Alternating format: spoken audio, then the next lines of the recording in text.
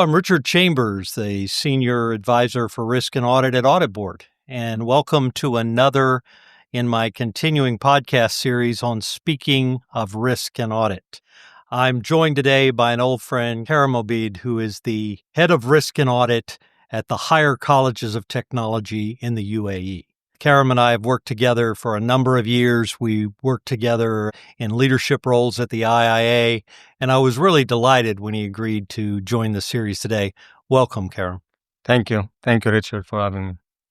Karim, I'd like for our listeners to learn a little more about you and the roles that you play and the other really interesting parts of your background. So maybe you could just take a moment and highlight some of that for us. I'm a Chief Audit Executive. I've dedicated my career to transforming internal audit functions by kind of introducing a culture of innovation, excellence, and continuous learning. Mm-hmm. I've assumed various roles as head of internal audit in different industries.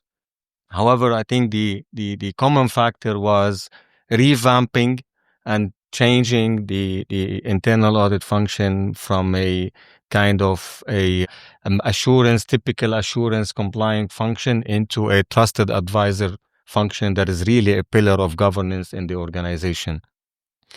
Through my career, I think, and through these various industries, I've learned a lot of experience, a lot of visibility on areas that relate to internal audit. I've been involved in the profession via the association, and as you said, we served together on the IA board, I think 2013 till 18, if I'm not mistaken.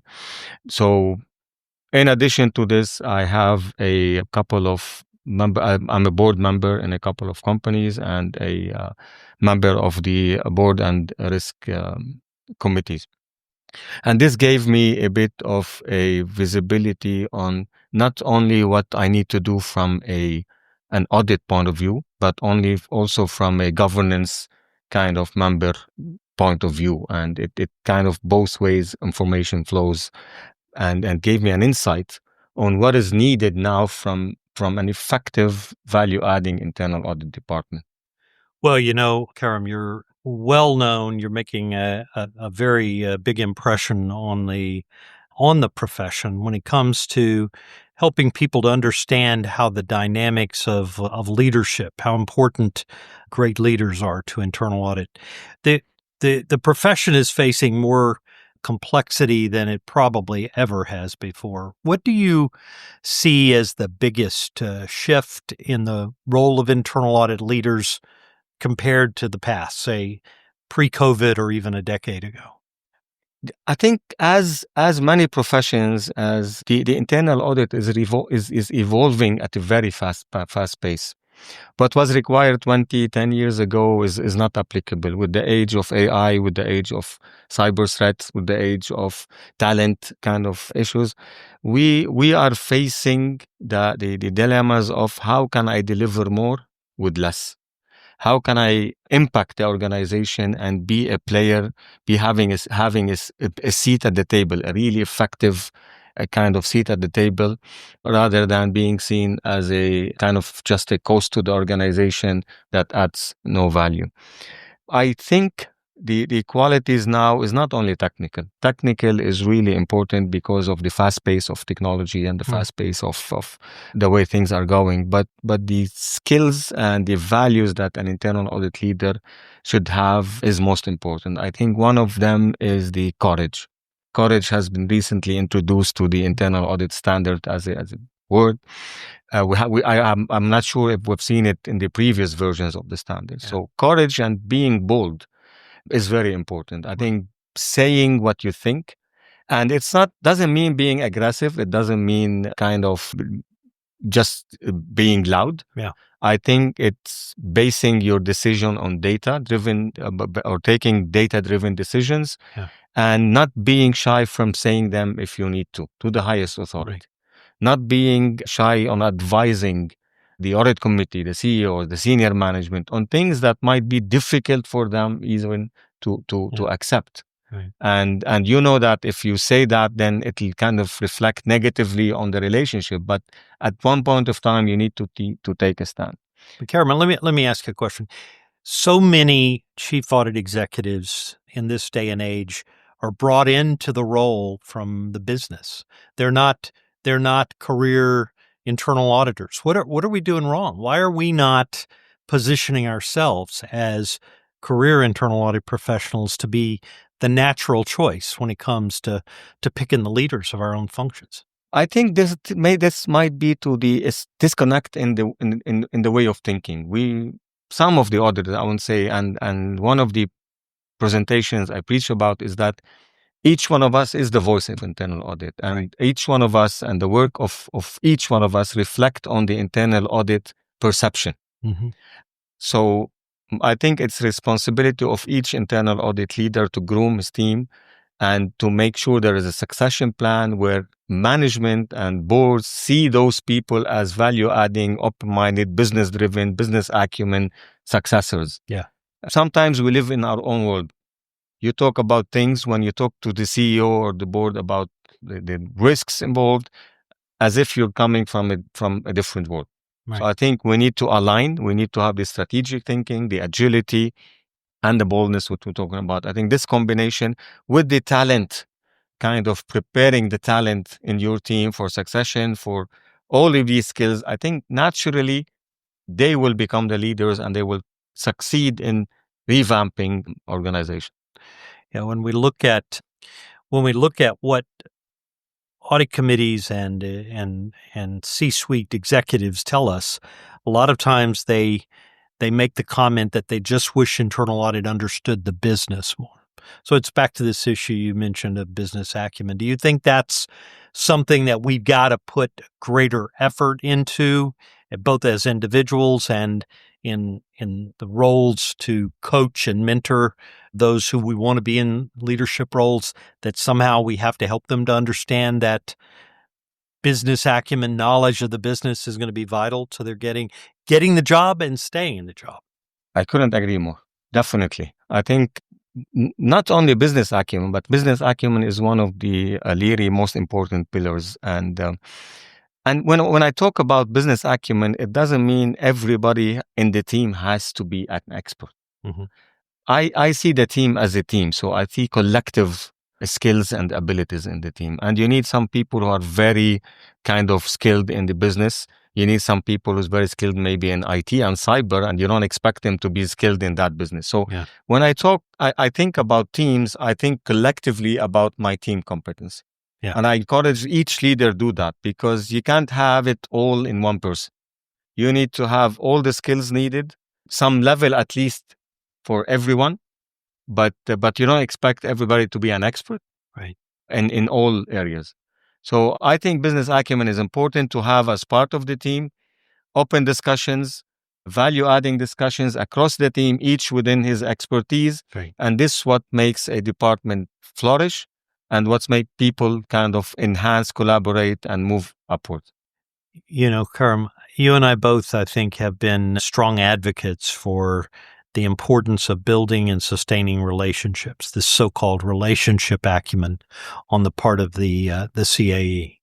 Some people say internal audit lives or dies on the basis of how strong the relationships are that it builds. But, I hear other people say, yeah, but that's a short path to compromising objectivity. If you somehow, if you get too close to management, if you're seen as trying to be likable, that you suddenly lose your objectivity. What's your assessment of that, and how do we avoid that potential pitfall?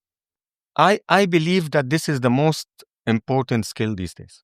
And when I say skill, then you need to know when to kind of elaborate on that relationship or shy down. It depends. You need to have the courage to say what is needed to be said or to be said and not aim for being likable or not.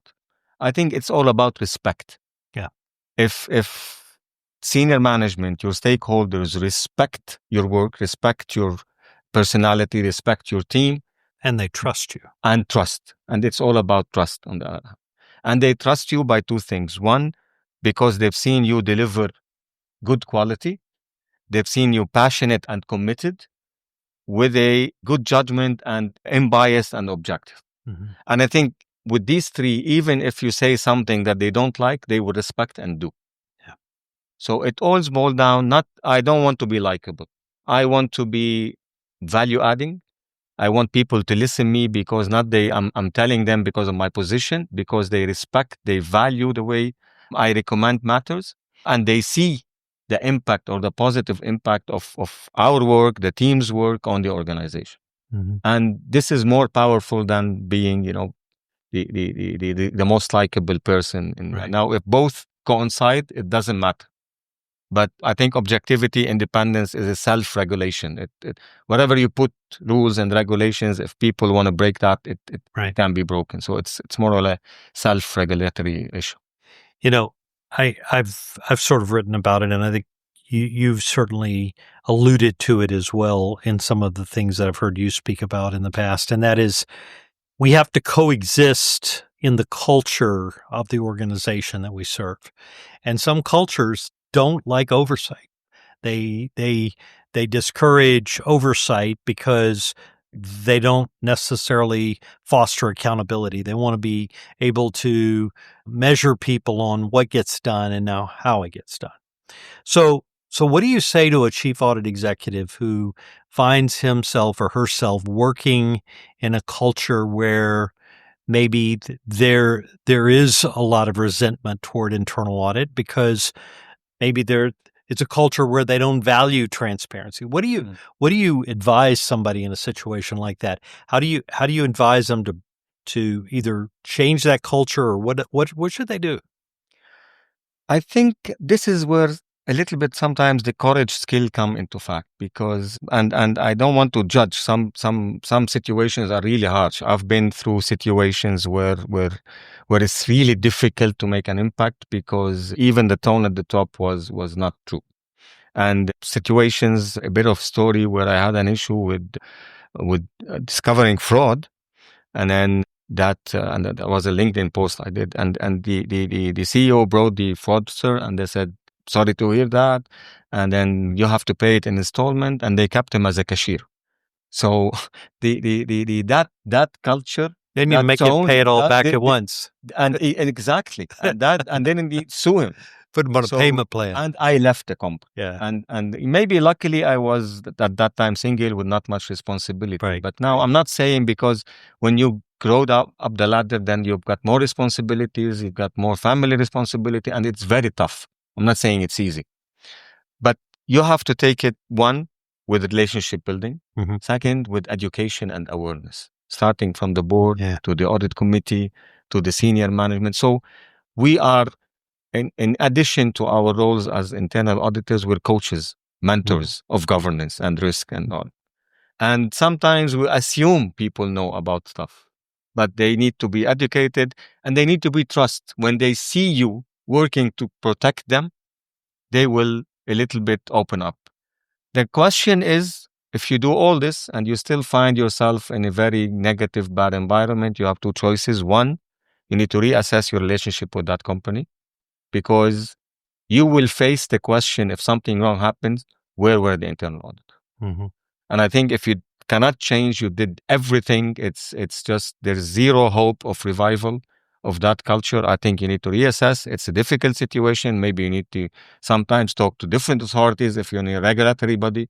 Yeah. But you need to exert all the efforts to change the mindset, change the awareness level, make an impact. And I think step by step, small battles are won, then the whole kind of situation would change.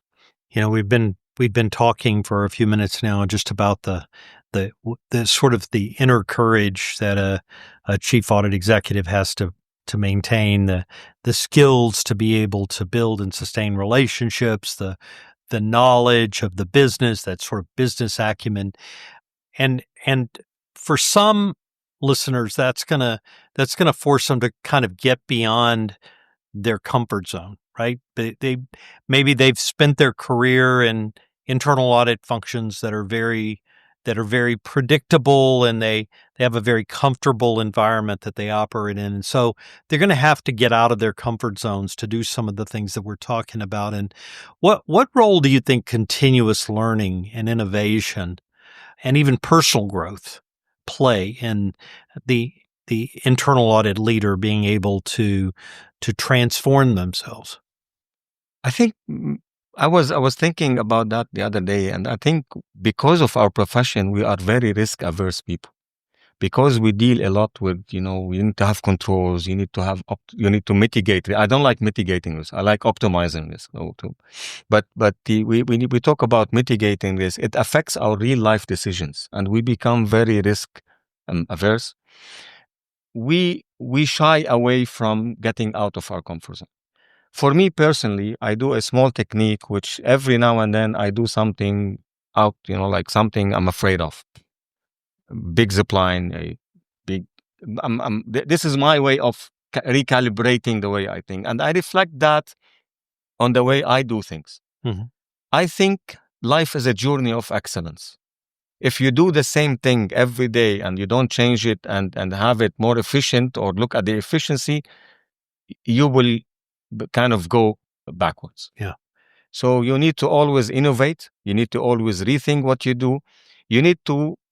I introduced 1 year ago, I think, my TikTok account, and I'm trying to talk to the new generation via their way. It's IA_Maverick. And that was at that time coming out of my comfort zone. I'm doing something new to promote audit, to promote internal audit to the new generation, because we have a shortage in the flow of. Now, having said that, I think the worst enemy of audit is complacency. Yeah. The worst enemy, because in the world of learn, unlearn, relearn every day, this is a kind of statement that we should never forget. Right. Because the data is changing, the way we do things is changing, the tools available from a technology point of view is changing. Right. Sometimes we spend time on things that we can do in a minute. So I think we always need to seek how to improve ourselves, how to improve our departments, and of course, our organizations. But I think also we need to look at the way we look at our brand, our personal brand. Right.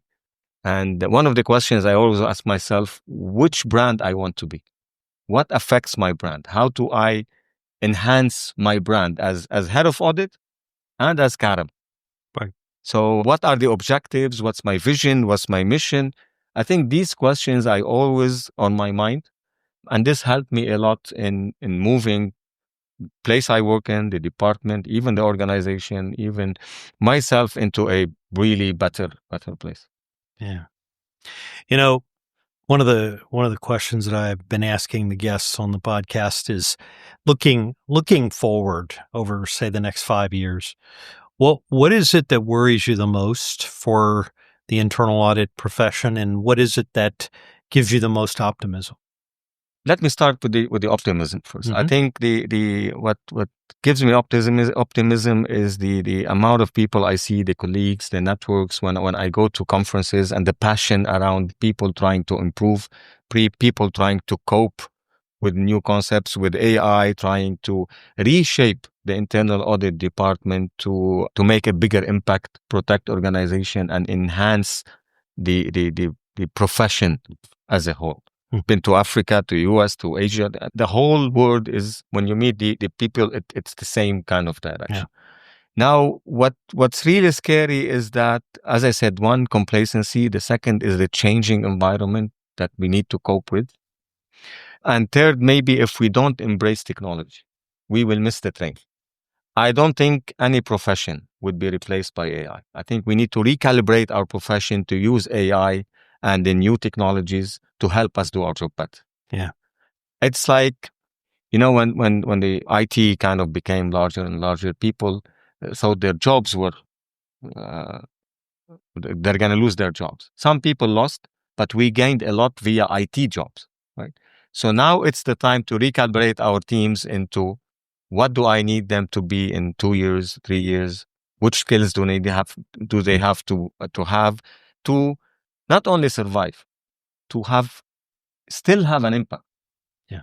Well, Very insightful, Karim, especially in terms of what the future might look like. But before we go, I would be remiss if I didn't mention that you received a very important recognition recently from the IA Global. Maybe you can fill our listeners in on it and tell them a little bit about what that's about.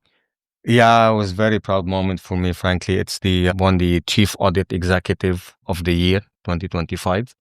And that was really kind of the result of all the hard work of myself, my team, all the support of the company I work with, and the passion that I put for internal audit to move it forward, to educate new generations and to get involved in elevating and embracing change in the internal audit profession. So that's really interesting and a proud moment. Well, congratulations. And, I would say to our listeners, as you've been listening to the advice that Karim has been offering us over the course of this podcast, it's important now to put that in perspective, or realizing that you're an award-winning Chief Audit Executive. So their ears ought to perk up when you offer advice. Thank you. Thank you. And thank you again for joining us. And I thank our listeners for joining us for Audit Board. I'm Richard Chambers, the Senior Advisor of Risk and Audit.